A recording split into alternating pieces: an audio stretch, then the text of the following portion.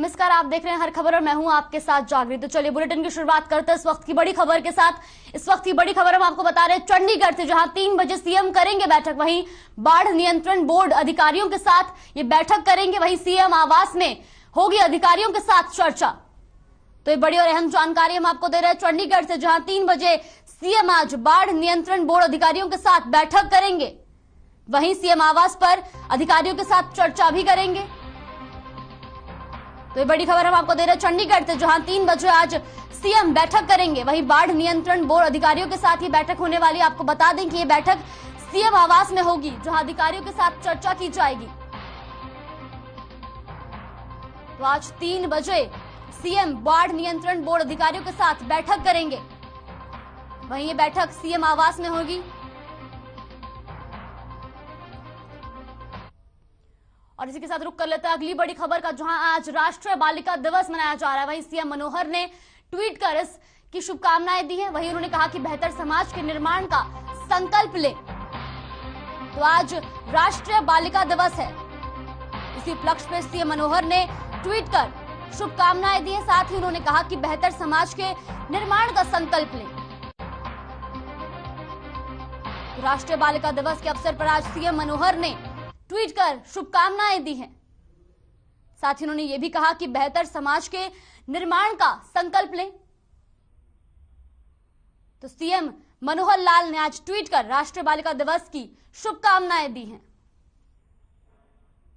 देश के प्रत्येक बेटी को राष्ट्रीय बालिका दिवस की ढेरों शुभकामनाएं, ऐसा उन्होंने अपने ट्वीट में लिखा है।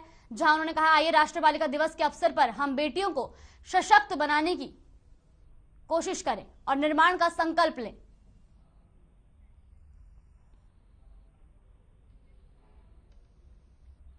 हरियाणा के खेल एवं युवा कार्यक्रम में, जहां आज हरियाणा के खेल एवं युवा कार्यक्रम विभाग की ओर से आयोजित कार्यक्रम में मुख्यमंत्री मनोहर लाल ने शिरकत की। वहीं इस दौरान खेल मंत्री संदीप सिंह भी मौजूद रहे। पंचकुला के मोरनी में 15 से 24 जनवरी तक 40 युवक युवतियों को रोजगार सृजन और होमस्टे के साथ साथ साहसिक गतिविधियों के संचालन प्रक्रिया का प्रशिक्षण दिया गया था, जिसमें 40 युवक युवतियों की ओर से प्रशिक्षण लिया गया। वहीं अब मोरनी में गाइड और अन्य प्रकार से अपनी आजीविका चला पाएंगे। बता दें कि इस कार्यक्रम का मकसद मोरनी खंड के युवाओं को रोजगार देने और सशक्त बनाने के साथ साथ मोरनी में पर्यटन को बढ़ावा देना था।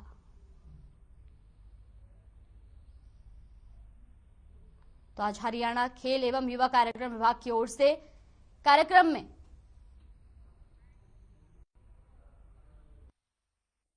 आप जितने मेरे सामने बैठे हैं, ये युवावस्था के हमारे होनहार नागरिक, भविष्य में बहुत बड़ी जिम्मेवारियां हमारे कंधों पर आने वाली हैं। तो आज ये अवसर है कि हम अपना विकास कैसे करें। तो उस विकास में हमारा शरीर, हमारी बुद्धि, हमारा मन, इन सब का योग संयोग इस प्रकार से करें कि हम अपने लिए तो जो करना करेंगे ही, लेकिन उसमें से दूसरों का लाभ कैसे हो सकता है, ये विचार लेकर के चलें। उस विचार में संस्थाएं, सरकारें, सोसाइटीज, क्लब्स, ये सब हमारी सहायता करेंगे। लेकिन उसके अंदर मन हमारा चाहिए, उसके अंदर योगदान हमारा चाहिए। संयोग से आयु ये व्यक्ति का साथ देती है ऐसे अवसरों पर, ऐसे काम करने के लिए। हम जब इस ट्रेनिंग में आए हैं तो हमारी आयु बताया जा रहा है कि 16-17 साल से 29 साल तक, यानी ये जो युवावस्था का पीरियड है, इसमें हमको ट्रेन किया जा रहा है। और ट्रेन किया जा रहा है साहसिक खेलों के माध्यम से, ट्रेन किया जा रहा है एडवेंचरस स्पोर्ट्स के लिए, कि हम उस प्रकार के काम करें जिसमें से हम अपनी आजीविका तो कमा ही सकें, लोगों का मनोरंजन भी कर सकें। और उसमें से जो हमारे आसपास इर्द गिर्द वातावरण बनेगा, जब ये मनोरंजन करेंगे तो उसमें से टूरिज्म बढ़ेगा। टूरिज्म बढ़ेगा तो जिस क्षेत्र के अंदर हम काम करेंगे वहां के लोगों की आमदनी बढ़ेगी। वहीं पंचकुला में सीएम ने सूचना आयोग भवन का शिलान्यास किया। इस मौके पर सीएम ने बोलते हुए कहा कि सूचना आयोग भवन का शिलान्यास किया। तो वहीं इंडिया गेट पर नेताजी सुभाष चंद्र बोस की प्रतिमा लगाने पर सीएम ने कहा कि नेताजी की प्रतिमा से सभी को प्रेरणा मिलेगी। सीएम ने विपक्ष पर वंशवाद की राजनीति करने का आरोप लगाया। सीएम ने 5 राज्यों में बीजेपी की जीत का दावा भी किया। सावधान के मुद्रा में खड़े हों और राष्ट्रगान के मान। मिल्खा सिंह एडवेंचरस जो क्लब है उसकी ओर से भी एक 40 के लगभग युवकों को प्रशिक्षण दिया गया है। उनके कार्यक्रम में मेरा जाना हुआ और अभी ये सूचना आयोग भवन इसका जो शिलान्यास किया है और इस सारे कार्यक्रम के माध्यम से सूचना आयोग के भी हमारे जो सदस्य हैं उन सबको बधाई देता हूं। और अच्छी बात यह है कि इन्होंने सहमति दी है कि आज 23 जनवरी नेताजी सुभाष चंद्र बोस जी का जयंती का दिन है, तो इस भवन का नाम भी नेताजी सुभाष चंद्र बोस के नाम से ही ये रखा जाएगा। तो ये भी एक अच्छी बात की गई। नेताजी सुभाष चंद्र बोस जी के जीवन को जिस प्रकार से यानी आज हम देखते हैं, उनका इतना बड़ा योगदान देश की स्वतंत्रता में यानी आज़ादी में जो था, पिछली सरकारों ने कभी भी उनको मान्यता नहीं दी, उनके स्थान को कभी इतना आगे बढ़ाया नहीं। मैं बधाई देता हूं वर्तमान देश के प्रधानमंत्री श्री नरेंद्र मोदी जी को, जिन्होंने विचार करके और एक महत्वपूर्ण स्थान इंडिया गेट के ऊपर और जो नेताजी की प्रतिमा का लगा करके और उन्होंने किया है, इससे उनके जीवन से हमको लगातार प्रेरणा मिलती रहेगी। और विपक्ष को तो बल्कि आज पछतावा होना चाहिए इस बात का कि नेताजी सुभाष चंद्र बोस जी के जीवन को जितना आगे बढ़ाना चाहिए था वो नहीं बढ़ा पाए। और आज उनको नरेंद्र मोदी जी का धन्यवाद करना चाहिए, आभार प्रकट करना चाहिए, उनको शुभकामना देनी चाहिए कि इस प्रकार के काम में उन्होंने नेताजी सुभाष चंद्र बोस के यानी प्रतिमा लगा करके वहाँ और देश की जनता के सामने एक अच्छा काम किया। इसके सामने एक ही टारगेट होता था कि वंशवादी राजनीति वो करते थे, उनको नेहरू परिवार से बाहर निकलने की कभी फुर्सत नहीं मिली। लेकिन जिन लोगों ने देश की आज़ादी के लिए काम किया, ये नहीं कि उसमें नेहरू जी ने नहीं किया, ऐसा हम नहीं कहते, लेकिन जिन्होंने भी किया उनको सबको एक समान दृष्टि से देखा जाना चाहिए था, जो कांग्रेस ने कभी किया नहीं।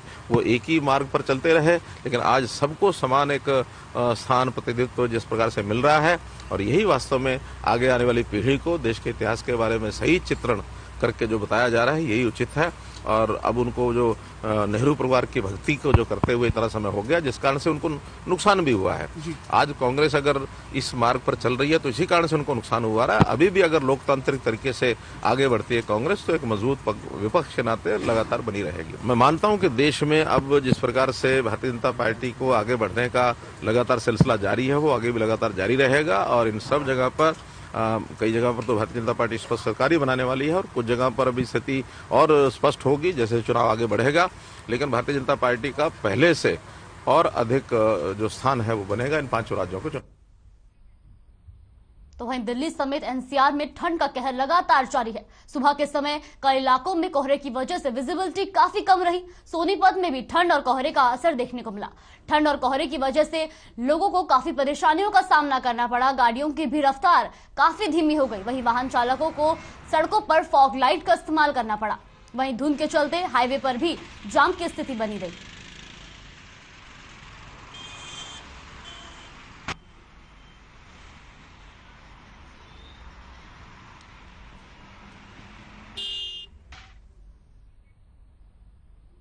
अगली खबर जींद से है, जहां कोहरे का कहर अभी भी जारी है। वहीं सुबह में कोहरा इतना घना होता है कि आवाजाही में काफी दिक्कत रहती है। 2 मीटर तक यात्रियों को आगे का कुछ भी नहीं दिखाई देता। साथ ही लोगों का कहना है कि कोहरे के कारण सफर में काफी परेशानियों का सामना करना पड़ रहा है। जो रोहतक जाने के लिए 1 घंटा लगता था, अब उसी सफर को 2 घंटे लग रहे हैं। कोहरा इतना ज्यादा होता है कि वाहनों की रफ्तार भी धीमी पड़ जाती है। लेकिन साथ ही उनका कहना है कि ये गेहूं की फसल के लिए बहुत फायदेमंद है, जिससे किसानों को फायदा होगा।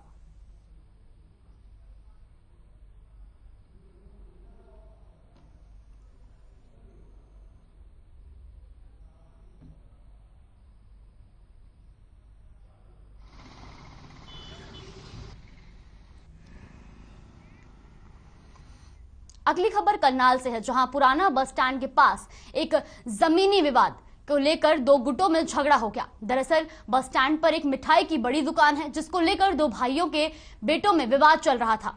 वहीं जिसका पंचायत ने जिसका पंचायत ने हल निकाला कि फिलहाल जो दुकान का मालिक है वो दुकान खाली कर दे और दूसरा पक्ष बदले में 75 लाख रुपए उन्हें दे। वहीं दूसरे पक्ष के कुछ बदमाश दुकान पर जाते हैं और वहां मौजूद 3 लोगों के साथ हाथापाई शुरू कर देते हैं। साथ ही लड़ाई में ईंट का भी प्रयोग करते हैं, जिसमें 2 लोग चोटिल हो गए। वहीं ये पूरी घटना सीसीटीवी में कैद हो गई और सूचना मिलते ही पुलिस ने ये मामला भी दर्ज कर लिया है।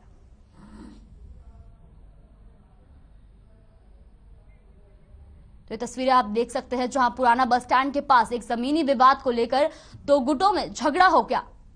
दरअसल बस स्टैंड पर एक मिठाई की बड़ी दुकान है, जिसको लेकर 2 भाइयों ने बेटों में विवाद चल रहा है, जिसका पंचायत ने हल निकाला कि फिलहाल जो दुकान का मालिक है वो दुकान खाली कर दे और दूसरा पक्ष बदले में 75 लाख रुपए उन्हें दे।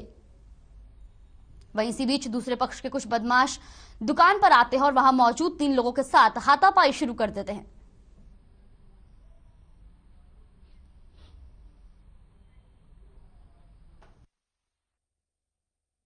तो मेरे पापा और चाचा की ज्वाइंट प्रॉपर्टी है, उसमें सब हम पार्टनर हैं। मेरा ब्रदर है गुलाब सिस्टवा, उसके 2 दोस्त हैं, एक विकास चौधरी और एक मंजीत सिंह। सो जो मेरे पीछे काफी टाइम से हमें डरा धमका रहे हैं। मेरे पापा को भी डराते, इसी की वजह से उनकी डेथ भी हार्ट अटैक की वजह से हुई। पर पीछे पंचायत वालों ने पढ़ के सारा फैसला करवा दिया। फैसले में ये हुआ कि दुकान हम उसको हैंड ओवर कर देंगे, 75 लाख वो हमें देगा। 75 लाख वो कहते जी हम आपको 1 महीने बाद देंगे। मैं सर ऐसा नहीं होगा, आप हमें 75 लाख दे दीजिए, हम आपको दुकान हैंड ओवर कर देते हैं। कल हम SHO सिटी थाने में भी गए थे। उसके बाद सुबह जब मेरे को दुकान खोली, मेरी कोई इंटेंशन में आराम से खड़ा हूँ, आराम रूटीन में दुकान खोल रहा हूँ और ऐसे ही पीछे से 2 उधर से आते हैं, 2 उधर से आते हैं। सरदार आके मेरे तक हमला बोल देते हैं। मैं अकेला निहत्था आदमी खड़ा हूँ और आगे मेरे को हमला मारने की कोशिश करते हैं। वो बचाने के चक्कर में भी हो सकता है पेट में मार रहे थे, क्या मारे, पीछे धक्का देता हूँ तो यहाँ पे कट सीधी लगते हैं, पैरों पे चोट लगती है, सब जगह पीछे में चोट लगी है। मैं अपने हस्बैंड को यहाँ पे ड्रॉप करके घर वापस ही गई हूँ तो रास्ते में फोन आ गया। जैसे मैं वापस आई हूँ मैंने देखा इनको मार रहे हैं, इनको जमीन पे लिटाया हुआ है और इनको ऐसे ऐसे करके मार रहे हैं।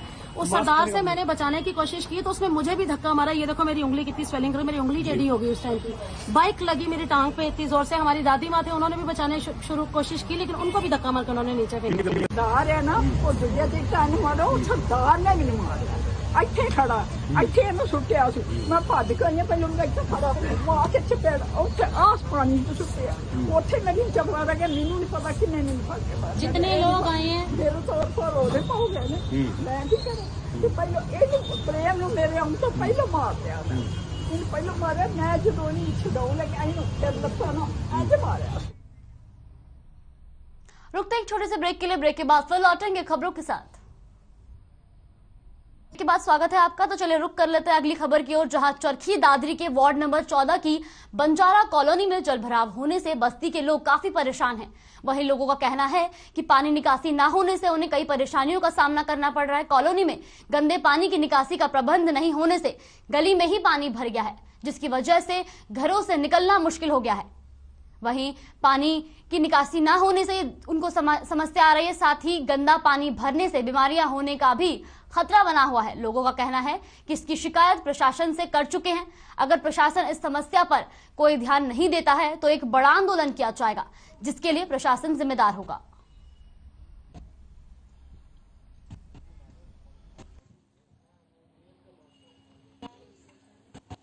समस्या के है जी, जो पानी भरा नरक जी और जीण माता का मंदिर है, पूरा यात्री धोख मारने के लिए वो बड़े परेशान है। गंदा पानी में लिकड़ हुआ। जब से जोड़ सफाई होने लगी है, हमारी बेरोजगारी होगी, खराब मिट्टी होगी हमारी बहुत ज्यादा। इसकी समस्या होनी चाहिए।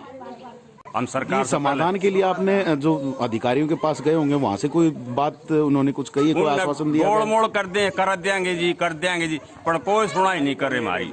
हम 20 दफे जाए, 5-6 महीने से बड़े परेशान हो रहे हैं जब से जोड़ ठीक होने लग गया। जब से कितने परेशान हो रहे, छोटे छोटे इनके घर के आगे सारा पानी भरा है, इसमें हम भी आने में परेशान है, सारे परेशान है। हम कहाँ से पानी भरा, नलका भी यहाँ लग रहा है, सब कुछ बंद हो रहा है यहाँ ना। हम तो मजदूरी करा है, वो भी हमारी दिक्कत हो रही है बहुत ज्यादा। हमारे घर के आगे पानी खड़ा हुआ है बहुत, बिना 1 महीना हो गया कम से कम। बहुत ज्यादा तकलीफ आ रही है हम तो, बल्कि मेरे तो घर का आगे खड़ा करती लेकिन खतरे पे हम तो मतलब जरूरी हो तो तेल लिकड़ा वो भी चाली चुली लगा के। और कई दिन हो गया जी मार घर आ गया, हम तो ये निवेदन करा जी मार घर आ गए पानी का सभी वो कर दो बस सुविधा जो करो जी पानी निकालने की। अभी तक किसी अधिकारियों से मिलने गए हो क्या आप लोग? जी हम तो देख गए नहीं, लेकिन मर्द मानस तो गए हैं जी खूब, मतलब वो दे दी एप्लीकेशन भी दी है। तो विभाग से कोई नहीं आया? विभाग से कोई नहीं आया, एमसी तो साफ नाट गया जी, मैं मेरे बस की तो सही कौन जी हाथ जोड़ गया जी। वो वाले को मेरे निवेदन है इस पानी का समाधान किया जाए, हम परेशान हाथ जोड़ के निवेदन करते हैं तो ताकि इसका समाधान सुनाई लिए। पर सारे प्रशासन को सारे महकमों को ये कह रहे हैं जिसके अंडर माता है ये पानी निकालने का ये समाधान किया जाए हाथ जोड़ के। पहले कैसे निकलता था यहाँ से? पहले अपने जो जिसमें स्वामी सर जोड़ में जाता था जी, अभी ये कार्य करने के चलने के वक्त ये बंद किया हुआ पानी, इसका समाधान हो जाता है कि ये कह रहे हैं। आसपास में कोई सीवर व्यवस्था नहीं है वो रुके हुए हैं, उनका कोई सफाई वगैरह कुछ नहीं। पार्षद से भी कहा हमने कई दफे कह लिया, कोई पार्षद छोड़ नहीं लिया भाई वहाँ जाओ खूब एप्लीकेशन दे ली, सारी बातें जो होती है वो हमें खूब अपने आड़े ताने खूब बजा ली, कोई सुना ही नहीं ले रहा जी। बंजारा कॉलोनी है जी, पानी का पूरा हाल हो रहा है और नाली का बच्चे बीमार पड़े, सब पब्लिक घर का आगे को निकलने पड़ने की जगह नहीं है। कमेटी का कमेटी में और नगर पालिका में दोनों एप्लीकेशन दे दी, कोई सुनवाई नहीं हुई है इसकी। और प्रसाद जो हमारा एमसी है उनसे 2-3 बार कह ली, कोई सुनवाई नहीं करी उनने। सारे बीमार पड़े हैं, सब मकान पड़ने खतरा है और जी बुरा हाल हो रहा है घर का आगे जी। हमारे घरों का आगे पानी भर रहा है, घर में बढ़ने की कोशिश हो रही है, बच्चे दुख पा रहे हैं। कोई अधिकारी वगैरह या कोई नगर परिषद से कोई आया यहाँ पर इस चीज को देखने? कोई नहीं आया, सब तक करी।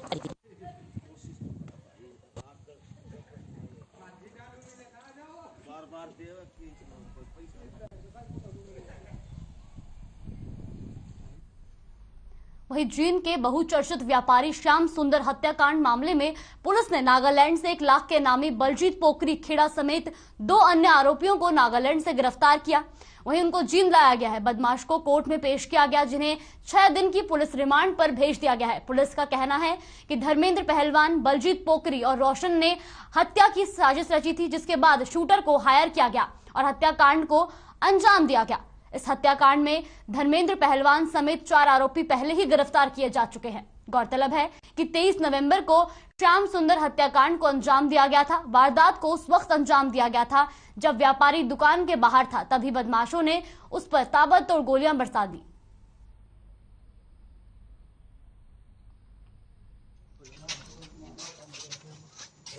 को कुलदीप, मंजीत और तीनों को 6 दिन का रिमांड पे लिया है। 28 से 1/2022 तक रिमांड पे हैं, जिनसे पिस्तौलों की रिकवरी की जाएगी। वारदात में प्रयोग हुए व्हीकल, मोटरसाइकिल, आल्टो गाड़ी और जहां घटना घटी है, जहां योजना बनाई है, उस जगह की निशानदेही कराई जाएगी और आगे भी इसके बारे में तफ्तीश जारी।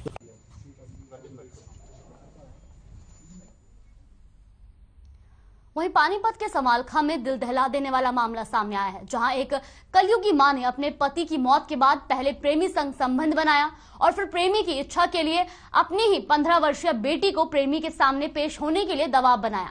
वहीं जब प्रेमी की इच्छा पूरी करने से बेटी ने इनकार किया तो पहले उसकी जमकर पिटाई की और फिर जान से मारने की धमकी भी दे डाली। वहीं किशोरी की शिकायत के आधार पर पुलिस ने 10 पकासो एक्ट, आईपीसी की धारा 323, 342, 506 और 34 के तहत केस दर्ज कर मां को गिरफ्तार कर लिया, पर प्रेमी अभी भी पुलिस की गिरफ्त से बाहर है।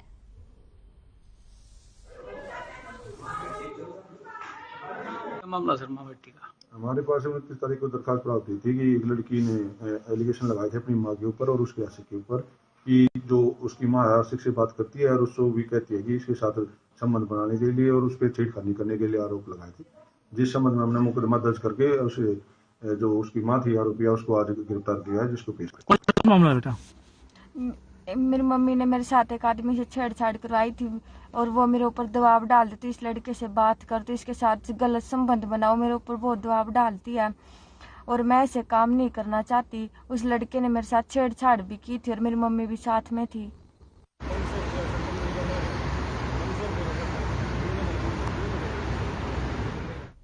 वहीं वहीं कैथल की नई अनाज मंडी में हड्डियों का अवशेष मिलने से शहर में सनसनी फैल गई। सुबह पुलिस को सूचना मिली थी कि नई अनाज मंडी में हड्डियों के अवशेष पड़े हुए हैं, जिसके बाद पुलिस CIA2 और FSL की टीम को लेकर मौके पर पहुंची। सूत्रों की माने तो हड्डियों के अवशेष लगभग 1 महीने पुराने बताए जा रहे हैं। थाना प्रभारी ने बताया कि जांच के लिए DNA टेस्ट करवाया जाएगा। बता दें कि जिले में पिछले 1 हफ्ते में पुलिस ने 3 अज्ञात शव बरामद किए हैं और तीनों ही मामलों में पुलिस के हाथ खाली हैं। मात्र जांच के नाम पर पुलिस आगामी कार्रवाई में जुटी हुई है और आज तक तीनों मृतकों की पहचान नहीं हो पाई है।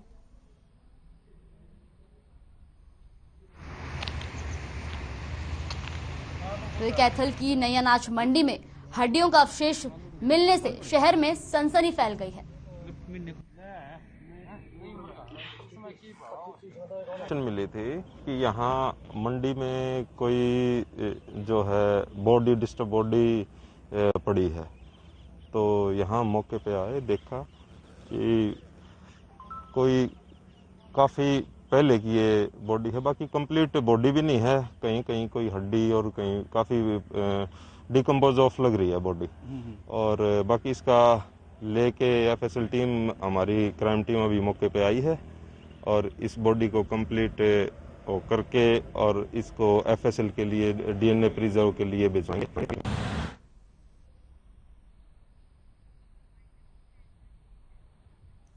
फिलहाल के लिए इस बुलेटिन में बस इतना ही। खबरों में बने रहने के लिए देखते रहिए हर खबर।